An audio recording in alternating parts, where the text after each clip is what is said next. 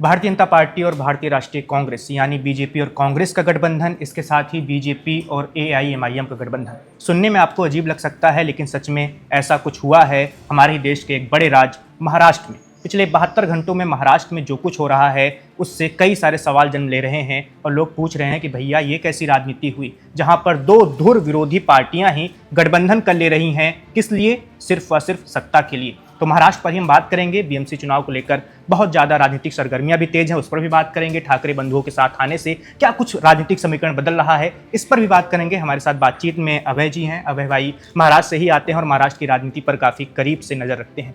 अभय भाई, क्या हो रहा है ये महाराष्ट्र में? देखिए, आज के समय में अगर महाराष्ट्र में कौन सी पार्टी किस पार्टी के साथ ये देखना हो तो हमें एक पॉलिटिकल मैप लेना पड़ेगा, जियोग्राफिकल मैप लेना पड़ेगा। क्योंकि मुंबई में जो कांग्रेस कहती है कि एमएनएस हमें साथ नहीं चाहिए, पुणे में इनडायरेक्टली उनके साथ अलायंस करती है, फिर धुले में जाके वो ओपन अलायंस उनके साथ हो जाता है। तो महाराष्ट्र में आज के टाइम में, हालांकि जो बात आपने कही कि कांग्रेस और बीजेपी एक साथ आने वाली बात, ये लोकल लेवल पर अंबरनाथ, जो 60 किलोमीटर मुंबई से एक दूर इलाका है, वहाँ पर नगर परिषद में ये सब कुछ हुआ था। और वहाँ पर हमने देखा कि 12 कांग्रेस के जो कॉरपोरेटर्स थे उन्होंने वहाँ पर अपनी एक अलग अंबरनाथ विकास अघाड़ी स्टार्ट कर दी और शिवसेना शिंदे को अलग हटाकर बीजेपी और बाकी सारी पार्टियां एक साथ आ गई थी।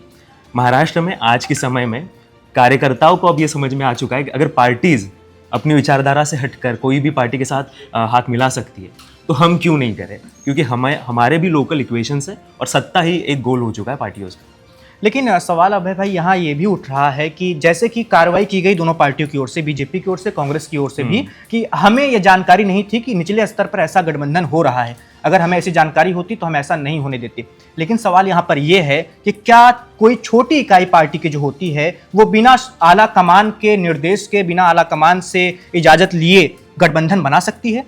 ये बिल्कुल नहीं हो सकता। यही बात है कि दोनों पार्टियों को लग रहा था कि ये अंडर द रडार बात निकल जाएगी, क्योंकि बीजेपी हो गई या फिर कांग्रेस हो गई, वहाँ का जो लोकल समीकरण है, वहाँ के जो एमएलए है बालाजी किनीकर, वो शिवसेना शिंदे गुट से आते हैं, उनके वहाँ पर काफ़ी दबदबा है, तो उनको हराने के लिए दोनों पार्टी एक साथ आई थी। अब दोनों पार्टियों के बड़े लीडर्स डायरेक्ट इन्वॉल्वमेंट रहता है। अगर लोकल चुनाव भी है तो बड़े लीडर्स ही कॉल्स लेते हैं कि कौन चुनाव लड़ेगा, किसका टिकट बनेगा। तो इन सारी चीज़ें ये बाद में अब ये डैमेज कंट्रोल हो रहा है, क्योंकि अभी ये नहीं हो सकता कि बड़े पार्टियों या फिर बड़े नेताओं को ये पता ही नहीं था कि निचले स्तर पर किस तरीके से अलायंस बन रहे या फिर बिगड़ रहे। बिल्कुल। और एक और नगर पालिका है जहां पर बीजेपी और एआईएमआईएम का भी गठबंधन हुआ था, जो फिलहाल टूट चुका है, लेकिन गठबंधन तो हुआ ही था। उसके बारे में जरा हमारे दर्शकों को बताइए। देखिए, अकोला में वहाँ पर डोमिनेंस माइनॉरिटी कम्युनिटी का ज़्यादा है। एमआईएम वहाँ पर पहले भी अच्छा प्रदर्शन कर चुका है, तो वहाँ पर भी यही है कि जो सत्ता में एक साथ बैठी हुई पार्टीज़ है, शिवसेना शिंदे हो गई या फिर अजित पवार का गुट हो गया, बीजेपी का गुट हो गया, इनमें आपस में ही एकजुटता नहीं दिखती। क्योंकि लोकल चुनाव में कोई भी मिल जाए, बस हमारी गाड़ी में एक सीट खाली है, हमें एक सत्ता की मंजिल तक पहुंचना है, तो बस साथ आ जाइए। ये एक अलग तरह का वहाँ पर एक प्रयोग देखने को मिल रहा है। और ये देखिए, दोनों ध्रुवों की अलग पार्टी कह सकते हैं, लेकिन वही रिलीजन एक कॉमन फाउंडिंग पॉइंट है जो दोनों को एक साथ जोड़ता है। वो हमें देखने को मिला। और रिलीजन के साथ सत्ता तक पहुंचने के लिए हरा झंडा भगवा झंडा दोनों एक साथ आ गए थे वहाँ। बिल्कुल। और मुंबई में जो कुछ हुआ उससे हैदराबाद में भी काफ़ी हलचल मची होगी। वैसी बंधु भी काफ़ी हैरत में पड़े होंगे कि भैया ये क्या हो गया, महाराष्ट्र में हम बीजेपी के साथ कैसे हाथ मिला सकते हैं। लेकिन मेरा सवाल अभय भाई एक और है। मुझे ऐसा जो लग रहा है अभी महाराष्ट्र में कि भारतीय जनता पार्टी कांग्रेस से, शरद पवार वाली एनसीपी से कम लड़ रही है, वो अपनी सहयोगी शिंदे की शिवसेना से ज़्यादा लड़ रही है। हाँ, उद्धव की शिवसेना के लिए ये सबसे बड़ी टेंशन होगी इस बार, क्योंकि मुंबई में हमें पता है कि लगभग 20% माइनॉरिटी का वोट है, उसके साथ 7% जो है अम्बेडकराइट कम्युनिटी का वोट है, और लगभग 40% के करीब नॉर्थ इंडियन वोट भी आता है। तो कांग्रेस जब महाविकास आघाड़ी से हटकर वंचित बहुजन आघाड़ी के साथ मुंबई के मैदान में उतरेगी, तो बीजेपी की धड़कन बढ़ने से ज़्यादा धड़कन बढ़ेगी उद्धव ठाकरे और राज ठाकरे की। क्योंकि इससे पहले हमने देखा है कि मुंबई के इलाकों में जो माइनॉरिटी का वोट है या फिर अम्बेडकराइट वोट है, बीजेपी को हराने के लिए वो उद्धव ठाकरे शिवसेना के सिंबल पर वोट डाल रहा था। लेकिन अभी अगर ईवीएम पर उनको एक और डिफरेंट ओपिनियन मिले, और स्पेशली अम्बेडकराइट कम्युनिटी में अंबेडकर नाम ही ये बहुत बड़ी एक महाराष्ट्र में तो एटलीस्ट बहुत बड़ी बात हो जाती है, तो फिर वहाँ पर वोट कटेंगे। लेकिन ये भी बात है कि देखिए, ये बहुत इंटरेस्टिंग है। दिल्ली से हम जब मुंबई की राजनीति दिखते हैं तो कई परतें हैं जो हमें दिखाई नहीं पड़ती। जैसे बीएमसी में ही कांग्रेस ने लगभग 30 ऐसी सीटें हैं जहां पर बीजेपी और शिवसेना उद्धव का डायरेक्ट सामना हो सकता है, इस वजह से कि वो डायरेक्ट फाइट हो, हमारे वजह से वहाँ पे नुकसान ना हो उद्धव ठाकरे गुट का, इस वजह से उन्होंने वहाँ पे कैंडिडेट्स ही नहीं उतारे। वंचित बहुजन आघाड़ी ने भी जो सारी सीटें दी गई थी उसमें से कई सारी सीटें वो वापस लौटा दी कांग्रेस की भी, हम यहाँ पर लड़ना ही नहीं चाहते क्योंकि इसका बेनिफिट बीजेपी को होगा। तो महाविकास आघाड़ी डायरेक्ट तो नहीं लेकिन इनडायरेक्टली कहीं ना कहीं जहाँ पर उनको लग रहा है कि यहाँ पे बेनिफिट बीजेपी को मिलेगा, वहाँ से हटकर एक दूसरे का सहयोग देते हुए दिख रहे हैं। लेकिन ओवरऑल देखा जाए, अगर कांग्रेस उद्धव साथ होते तो माइनॉरिटी प्लस अम्बेडकराइट वोट और मराठी वोट, अगर ये जो त्रिकुट बनता, ये त्रिकोण वहाँ पे नहीं दिखने को मिल रहा। लेकिन तब तो टिकट बंटवारे को लेकर भी दिक्कतें आ जाती क्योंकि सीटें सीमित हैं। अगर इतने सारे दल आ जाते तो फिर नुकसान उद्धव गुट को कम सीटों पर लड़ना पड़ता। वो कहते हैं कि अरे यहाँ पर तो हमारे बहुत मजबूत उम्मीदवार, हम इसे कैसे छोड़ सकते हैं। वो सब भी दिक्कतें आती और दिक्कतें अभी भी आ रही हैं। अगर राज ठाकरे और उद्धव ठाकरे ही हैं गठबंधन में दो बड़े, और शायद शरद पवार की पार्टी को भी कुछ सीटें दी हैं इन्होंने गठबंधन में, तो लेकिन अभी 2-3 नेता छोड़कर भी जा रहे हैं, उनको टिकट नहीं मिला।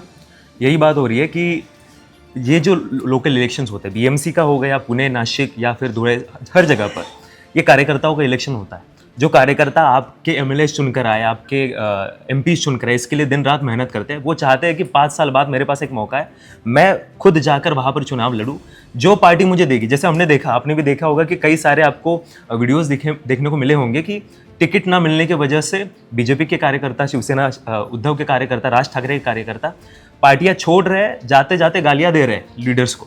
तो ये यही इसी वजह से हो रहा है कि उनको वो रुकने के लिए तैयार नहीं है कि हमने, क्योंकि ये इलेक्शन भी डिले होकर आया है और 2 मीडिया एक साथ इलेक्शन लड़ने के लिए चुनाव के मैदान में उतरी है। तो संतोष धुरी मनसे के लीडर थे बड़े, वो छोड़कर गए हैं। शिवसेना के भी काफ़ी लीडर, स्पेशली उद्धव ठाकरे गुट के, यहाँ से छोड़ के जा रहे हैं। तो ठाकरे बंधु जिनके भरोसे पर एक साथ आए थे, वो मराठी मानुष या फिर वो मराठी कार्यकर्ता खुद के टिकट ना मिलने से कहीं ना कहीं हमें अफसोस दिख रहा है कि उसके चेहरे पे भी दिख रहा है, उसके काम या फिर ग्राउंड पे भी दिख रहा है।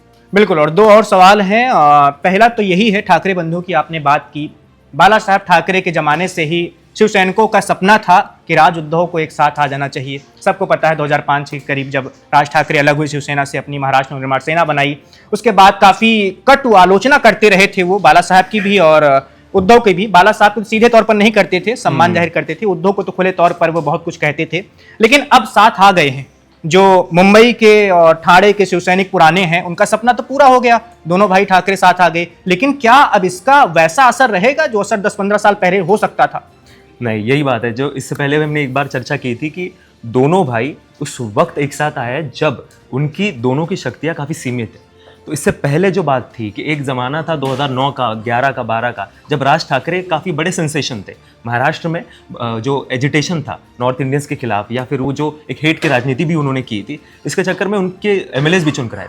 तो दोनों भाई जब मजबूत थे तब वो एक साथ नहीं आए। आज के समय में ये डू और डाई दोनों की तरह, दोनों के लिए वहाँ पर मैचेस है और दोनों भाई आउट ऑफ नेसेसिटी साथ आए हैं। ये मतलब खुद का कुछ मजबूत बल या फिर दल लेके नहीं आए, क्योंकि दल बचा ही नहीं है और कितना बचा ये भी देखना पड़ेगा। इसका सबसे बड़ा फायदा एमएनएस को हो सकता है, क्योंकि एक संजीवनी जो चाहिए होती है किसी भी मरती हुई पार्टी को, वो शायद यहाँ पर मिल जाए।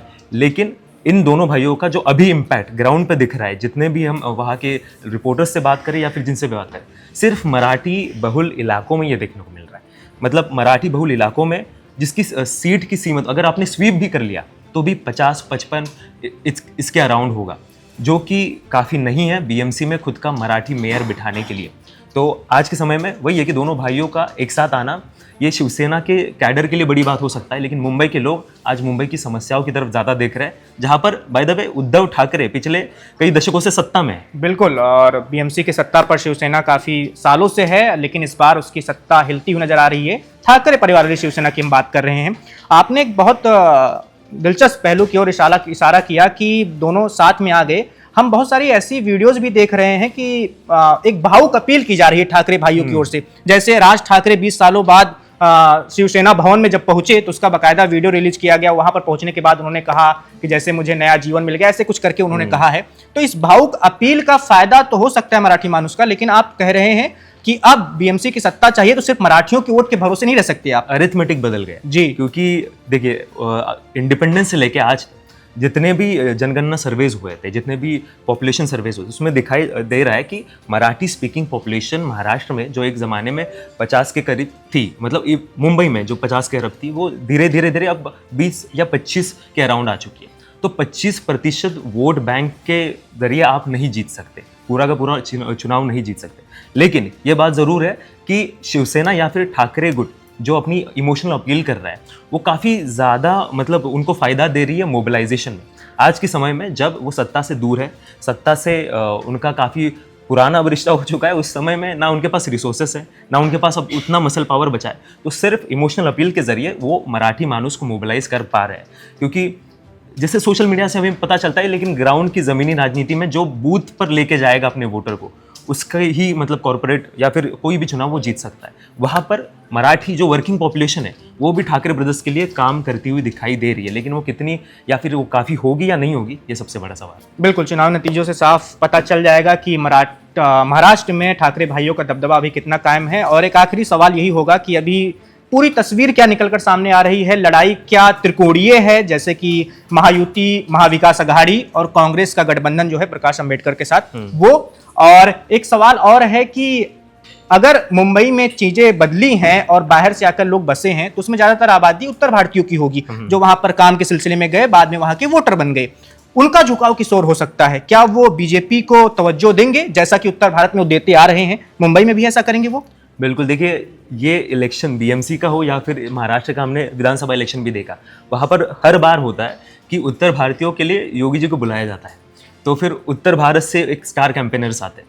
तो जो एक झुकाव बीजेपी की तरफ उत्तर भारतीयों का महाराष्ट्र या फिर जो बड़े इलेक्शंस होते हैं, वही आपको बीएमसी में भी दिखाई देगा। क्योंकि एक देखिए, जैसे कांग्रेस की बात करें, कांग्रेस बीएमसी में उनके 20 से ज़्यादा मेयर बैठ चुके हैं, लेकिन आज के ज़माने में कांग्रेस वहाँ पर नहीं। क्यों? क्योंकि जब से हिंदुत्व की राजनीति स्ट्रांग होती गई, वहाँ पर उत्तर भारतीयों ने कांग्रेस को दूर कर कर बीजेपी के साथ जाना पसंद किया, और वही हमें देखने को मिलेगा। आज के समय में जो त्रिकोणीय जो परिस्थिति हमें शायद हम कह सकते हैं कि देखने को मिल सकती है, क्योंकि अम्बेडकराइट और पेपर पर तो ऐसी लग रही है। पेपर पे लग रही है, लेकिन जो मुस्लिम मतदाता है वो स्ट्रैटेजिक वोटिंग करता है। वो हमेशा देखता है कि बीजेपी को कौन हरा सकता है। बिल्कुल सही, बीजेपी को कौन हरा सकता है, और इस बार वो ठाकरे ब्रदर्स है।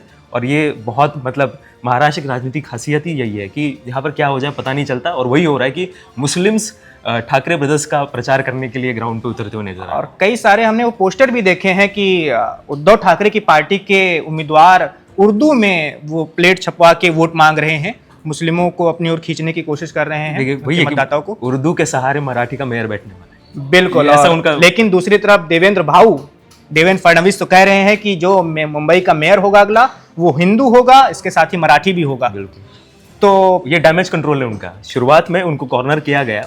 देखिए, महाराष्ट्र में क्योंकि प्रादेशिक अस्मिता इतनी ज़्यादा स्ट्रांग है, तो इस वजह से वहाँ पर मुद्दा बनाया गया था कि हिंदुत्व वर्सेस मराठी। लेकिन ये मुद्दा नहीं बन पाया, क्योंकि बीजेपी ने ये ट्राई किया कि हम हिंदू और मराठी का मुद्दा बनाएंगे।